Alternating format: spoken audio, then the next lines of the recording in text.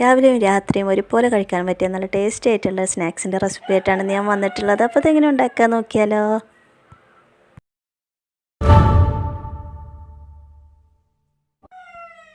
അതിനായിട്ട് സവാള, മല്ലിയില, ഇഞ്ചി, വെളുത്തുള്ളി, പച്ചമുളക്, ഒരു മുട്ട എടുത്തിട്ടുണ്ട്. ഇത് നമുക്കിതുപോലെ സവാളയും ഇഞ്ചി, വെളുത്തുള്ളി, പച്ചമുളകൊക്കെ ഒന്ന് കട്ട് ചെയ്തിട്ടും ക്രഷ് ചെയ്തിട്ടൊക്കെ എടുക്കാം. അതിനുശേഷം ഒരു പാൻ ഗ്യാസിൽ വെച്ചിട്ട് നല്ലപോലെ ചൂടായി വന്നതിന് ശേഷം ഒരു 5 ടേബിൾ സ്പൂണോളം വെളിച്ചെണ്ണയാണ് ഒഴിച്ചു കൊടുക്കുന്നത്.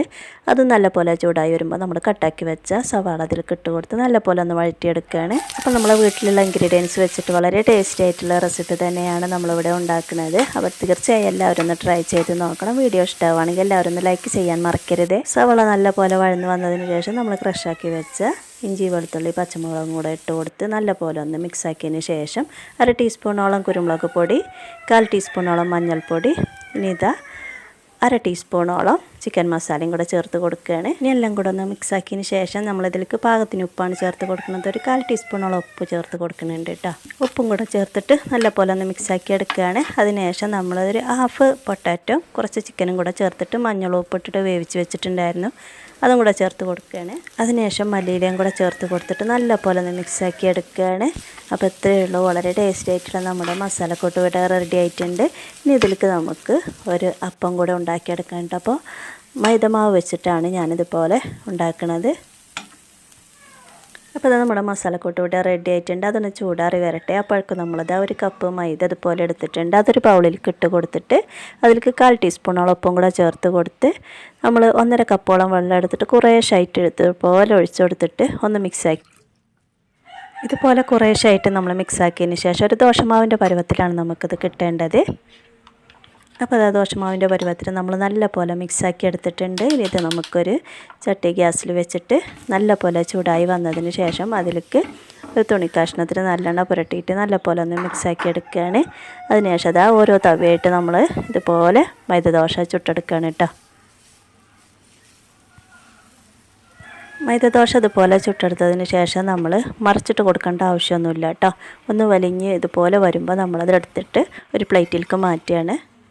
അപ്പോൾ ചൂടോടെ തന്നെയാണ് നമ്മളത് പ്ലേറ്റിലേക്ക് മാറ്റണത് കേട്ടോ. കാര്യം അറിയാലോ, മൈദയാവുമ്പോൾ നമുക്കൊന്ന് ഒട്ടിച്ചെടുക്കാൻ പറ്റും. ചൂടോടെ ആവുമ്പോൾ ഇന്ന് നമ്മൾ ഉണ്ടാക്കി വെച്ച മസാലക്കൂട്ട് ഇതിലേക്ക് നമ്മുടെ ഒരു ബോക്സ് ആക്കിയിട്ടാണ് നമുക്കിത് വേണ്ടത്. അതിനനുസരിച്ച് നമ്മളിതിലേക്ക് ഇട്ട് കൊടുക്കുകയാണ്.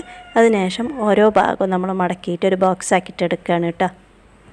അപ്പോൾ ചൂടോടെ ആകുമ്പോൾ നമുക്കിതുപോലെ ഒട്ടിച്ചെടുക്കാൻ പറ്റും. ഇനി ഒട്ടണില്ല വെച്ചാൽ നമ്മൾ ഉണ്ടാക്കി വെച്ച മാവുണ്ടെങ്കിൽ അതിൻ്റെ സൈഡിലൊക്കെ ഒന്ന് ഒട്ടിച്ച് കൊടുത്താൽ മതി കേട്ടോ. എനിക്കിതുപോലെ ബോക്സ് ആക്കിയിട്ട് കിട്ടിയിട്ടുണ്ട്. അപ്പോൾ 1 കപ്പ് മൈദയും അതുപോലെ തന്നെ മസാലക്കൂട്ടും വെച്ചിട്ട് ഇതുപോലെ 5 എണ്ണമാണ് നമ്മൾ ഉണ്ടാക്കിയിട്ടുള്ളത് കേട്ടോ.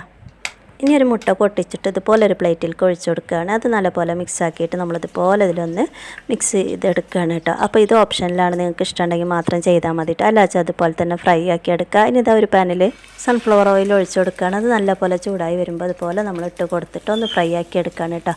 അപ്പോൾ 2 സൈഡും ഒരു ഗോൾഡൻ ബ്രൗൺ കളർ ആവുകയോളം നമ്മളിതുപോലെ ഫ്രൈ ആക്കി എടുക്കുകയാണ്. ഒന്ന് ക്രിസ്പി ആവാൻ വേണ്ടിയിട്ടാട്ടോ നമ്മളിതുപോലെ ചെയ്തെടുക്കുന്നത്. അപ്പോൾ നല്ലൊരു ഗോൾഡൻ ബ്രൗൺ കളറായി മാറിയിട്ടുണ്ട്.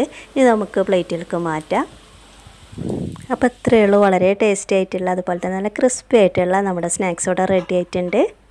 അപ്പോൾ വീഡിയോ ഇഷ്ടമായിട്ടുണ്ടെങ്കിൽ എല്ലാവരും ഒന്ന് സബ്സ്ക്രൈബ് ചെയ്ത് സപ്പോർട്ട് ചെയ്യാൻ മറക്കരുത്. അതുപോലെ തന്നെ നിങ്ങളുടെ ഫ്രണ്ട്സിനും റിലേറ്റീവ്സിനും ഷെയർ ചെയ്യാനും മറന്നു പോവല്ലേ. ഇനി നമുക്കിതൊന്ന് കട്ടാക്കി നോക്കാം. അപ്പോൾ പുറഭാഗം നല്ല ക്രിസ്പി ആയിട്ട് ഉൾഭാഗം നല്ല സോഫ്റ്റ് ആയിട്ടാണ് നമുക്ക് കിട്ടിയിട്ടുള്ളത് കേട്ടോ. അപ്പോൾ വീഡിയോ ഇഷ്ടമായിട്ടുണ്ടെങ്കിൽ എല്ലാവരും ഒന്ന് വീഡിയോ റിലേറ്റഡ് ആയിട്ടുള്ള കമൻറ്റ് രേഖപ്പെടുത്താൻ മറന്നു പോകരുത്. അതുപോലെ തന്നെ തൊട്ടടുത്തുള്ള ബെല്ലൈക്കൻ എനേബിൾ ചെയ്യുകയാണെങ്കിൽ ഞാൻ അപ്ലോഡ് ചെയ്യുന്ന വീഡിയോസ് എല്ലാം നിങ്ങൾക്ക് നോട്ടിഫിക്കേഷൻ കിട്ടും. അപ്പോൾ അതിങ്ങനെ തന്നെ കഴിക്കാനായിട്ട് അതുപോലെ തന്നെ ടൊമാറ്റോ സോസും മയോനൈസൊക്കെ കൂട്ടി കഴിക്കാനായിട്ട് നല്ല ടേസ്റ്റാണ്. അപ്പോൾ ഇൻഷാ അല്ലാഹ് അടുത്തൊരു വീഡിയോയിൽ കാണാം. അതുവരെ എല്ലാ കൂട്ടുകാർക്കും അസ്സലാമു അലൈക്കും.